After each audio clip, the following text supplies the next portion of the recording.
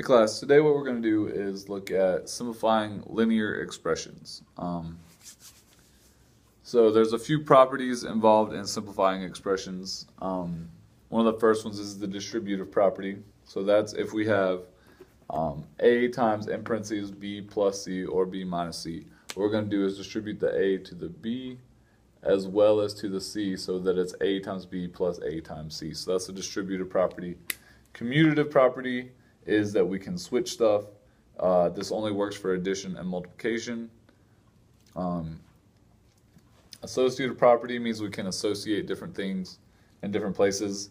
This would be useful if I want to do something first, because remember our order of operations is PIMDAS, so parentheses, exponents, multiplication, and division together, and then addition and subtraction together. So if I want to do like maybe b plus c first, that's the same as doing a plus b first and then adding c. You get the same thing either way. One thing that I also do a lot is if you see a subtraction, I think of it as adding a negative b. So these are the same thing, and you'll see me do that a lot. Also, if you have a divided by b, that's the same as a times 1 over b, that fraction 1 over b. So you'll see that a lot, and using these two as you move on, these are going to be very, very helpful in moving on and thinking about your number sense and all that stuff. All right, so in order to simplify stuff, you need to know our rules for like terms. So there's three things that you need to have like terms. They need to be the same variable in order to combine them. They need to be the same exponent in order to combine them. And then they also need to be the same side of the equal sign in order to combine them. If they're on opposite sides, we don't worry about it. Now, in all of these cases, there's no equal sign, so we can go ahead and not worry about that one for right now, but whenever you start solving equations, that one comes into play a lot. All right, so what we want to do is identify what has the same variable, same exponent, and then what we do is we add their coefficients or subtract their coefficients, whatever that is. Remember, coefficients are the numbers that are in front of the variables that are multiplying.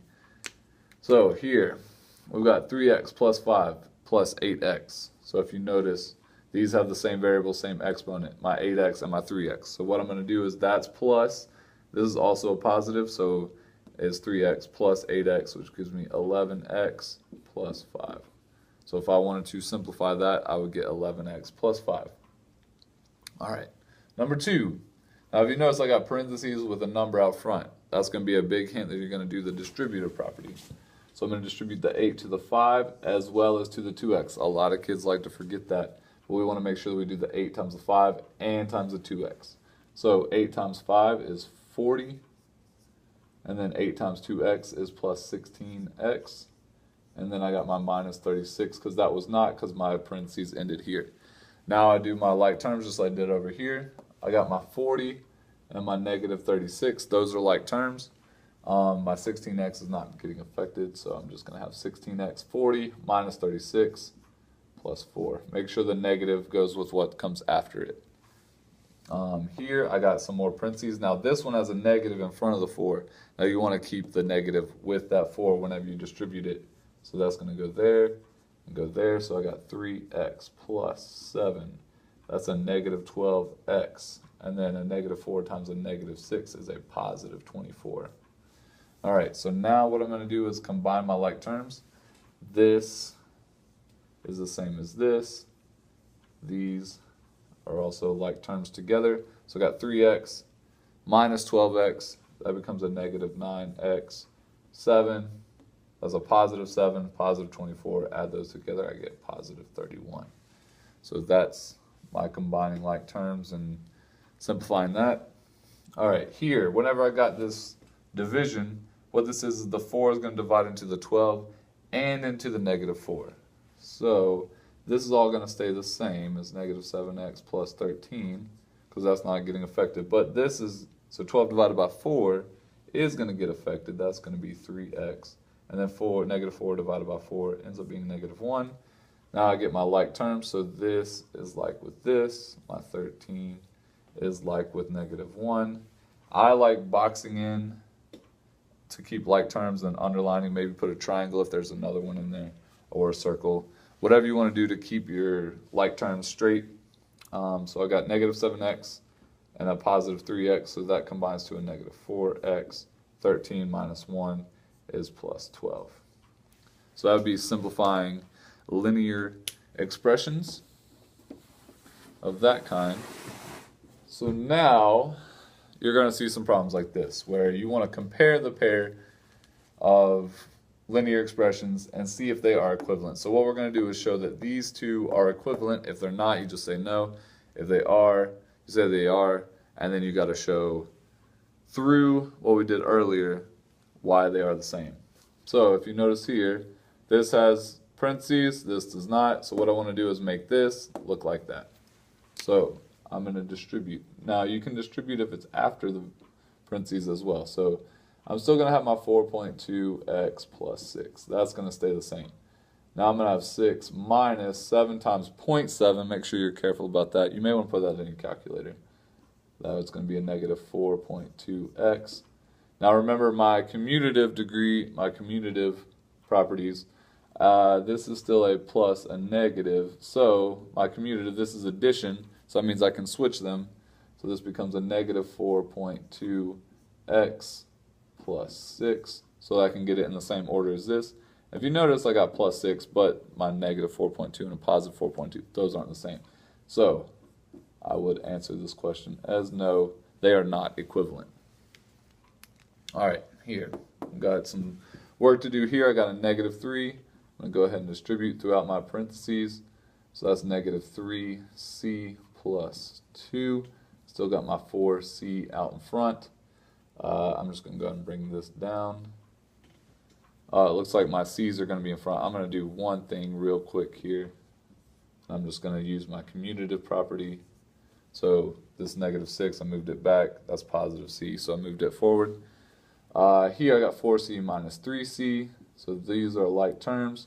So that ends up being 1c. And then I still have my plus 2. I got my c minus 6. So, oh wait, I did make a mistake. I didn't distribute all the way through.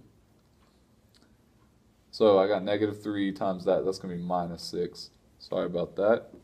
So that's minus 6. So if you notice, if there's nothing there, it's implied that it's a 1.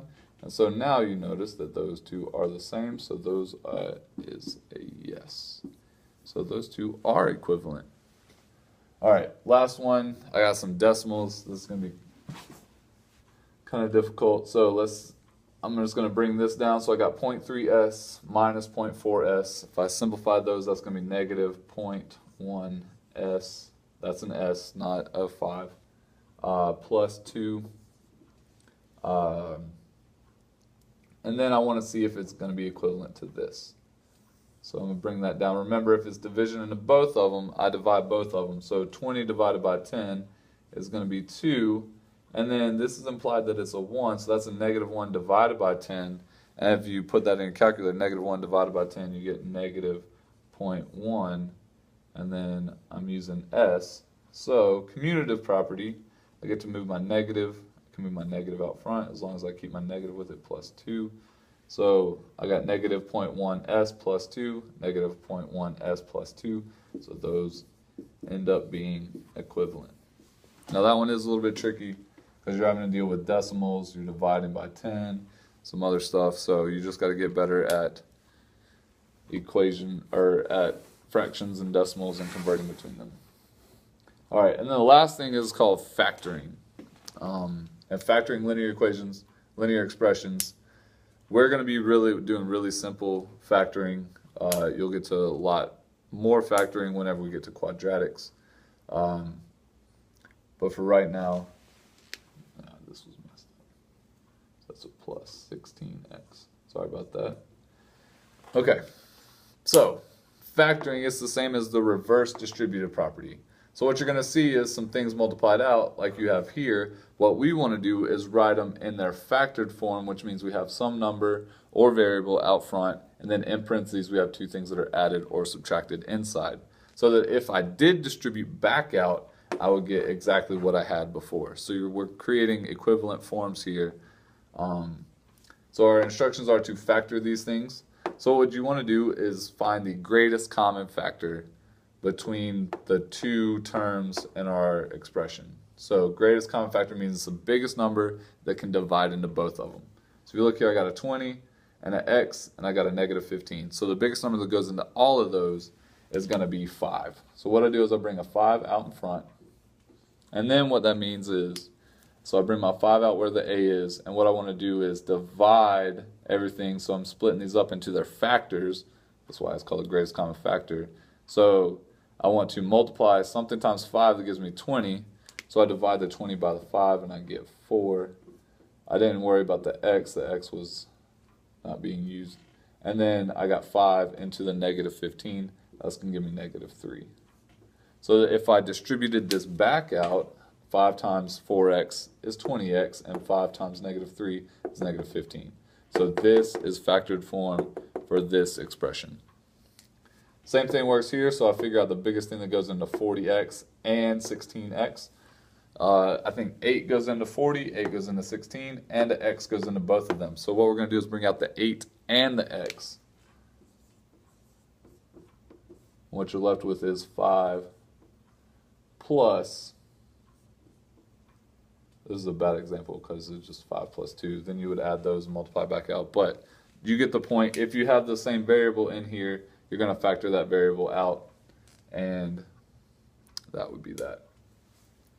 I'm not going to do any more on this one, but you could add those together. You got 8x times 7, and then you get 42x, or